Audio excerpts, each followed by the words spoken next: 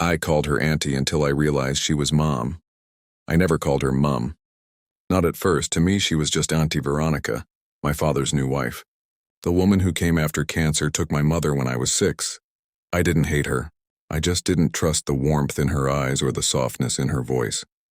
Love, I had learned, could vanish in hospital beds and funeral songs, so I kept my distance. She cooked for us, checked our homework, folded our clothes with military precision, but I never hugged her first. Never called her mom. She was just auntie. And every morning she would wake us up before dawn. "Time to sweep the compound," she'd whisper gently.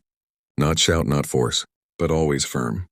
Always early, always consistent. She taught me how to starch shirts and iron pleats, how to fry plantains without burning them, how to speak clearly, walk smartly, and pray from the gut.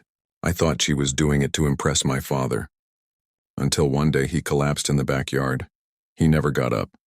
The days after his burial were a blur. Relatives whispered in corners, "Now she'll leave. She has no children here. She's not tied to them anymore," but she stayed. She stayed and paid the school fees by braiding hair at night. She stayed and sold her wedding rings to buy me my nursing entrance form. She stayed when her own family called her a fool. That was when something shifted. But I was 17 when I fell sick before my final exams. Fever, fatigue, dizziness. I thought it was malaria. She sat beside me all night, pressing a cold cloth to my forehead. And when I woke up sweating and scared, she was still there. Tired eyes, messy scarf, soft humming. She looked at me and smiled. "Don't worry, you're stronger than this," I whispered without even realizing. "Thanks, Mom." She blinked. I froze. But she didn't say a word. She just kissed my forehead.